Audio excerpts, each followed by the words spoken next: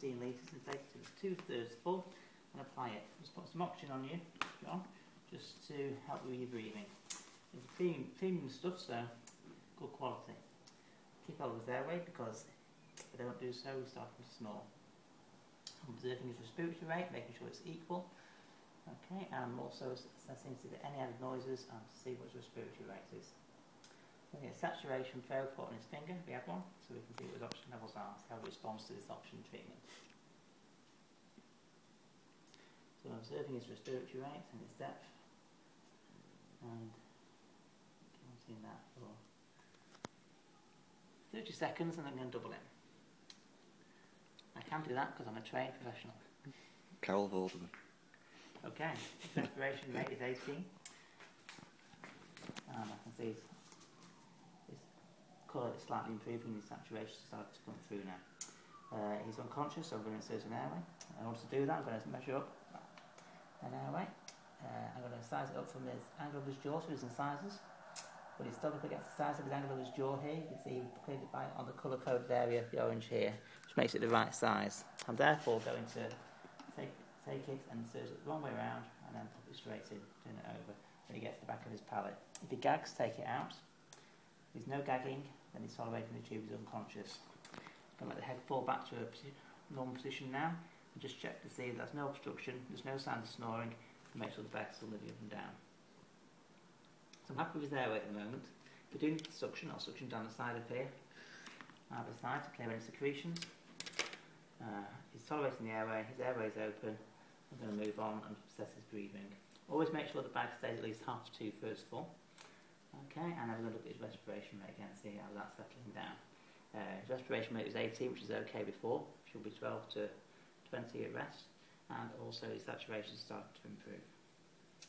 If he was semi-conscious, take that out. If he was semi-conscious, or if he was having a seizure, we could insert an airway. If we're going to insert an airway, you can measure from the nostril to the ear, which will give you a rough idea, or you can go off the size of his nostril against the size of the tube.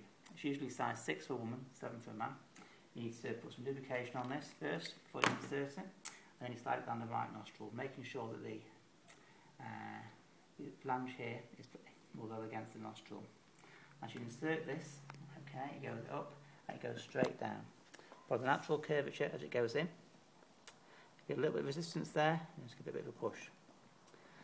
Always check the mouth to make sure they're not bleeding. You can get bleeding in up to 20% of cases. Also, the only constant indication is whether he's got a basal skull fracture, which he hasn't. So pop that in and then make sure the airway stays clear. As I said before, make sure that there's no bleeding. This has got a safety pin going through it. You must have a wide enough flange basically to make sure it doesn't, when he sneezes or anything like that, he does not inhale it and lose that down the back of his nostril. So that's why that's got that on. We'll leave that in and move on. One of the things we're going to do is keep reassessing to see if he's breathing. If he isn't breathing adequately, then we can have a ventilate him, or we need to ventilate him, and we either do that using a pocket mask, such as this one, and satch it onto oxygen up to 15 litres, pop it onto the nose first, resting that onto the face, put the hands down the mask, tilt the head back, and then blow. Okay, taking it easy, and give it another breath again, about 1 every 5 seconds. And watch the chest rise and fall. As an alternative method to that, you can use a bag mask valve.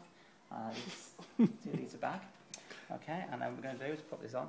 It's a 2-person technique generally. You need to, it's better if you attach to the oxygen, turn that on to 15 litres. The bag doesn't have to fill up first, you can just go straight ahead and use it. It's got a clear mask so you can see the face underneath it, and you rest this onto the nose first and then rest that onto the chin. Put your hands up here, get a good seal, and then gently elevate your head back, a little bit of a pinch on the chin to lift up the tongue, and then we ventilate.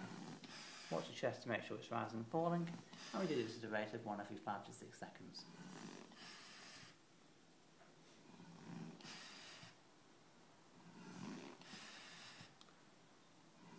Alternatively, use a 2-person technique when 1 person holds the mask and 1 person squeezes the bag. And that should, if you're not used to using these on a regular basis, that's the best technique to use, and it's a recommended technique by the Resuscitation Council UK 2005. Okay, if you are used to using it, that's good. And we continue to ventilate someone like this. As long as we've got good ventilations, we can assess the oxygenation, see if that's improving, and we're now in control of the airway. You can go ahead and take that out. Now he's unconscious, and insert one of these, measuring up here. And in we go, and back on again, and ventilate. We're now going to move on to inserting an angiomatic airway.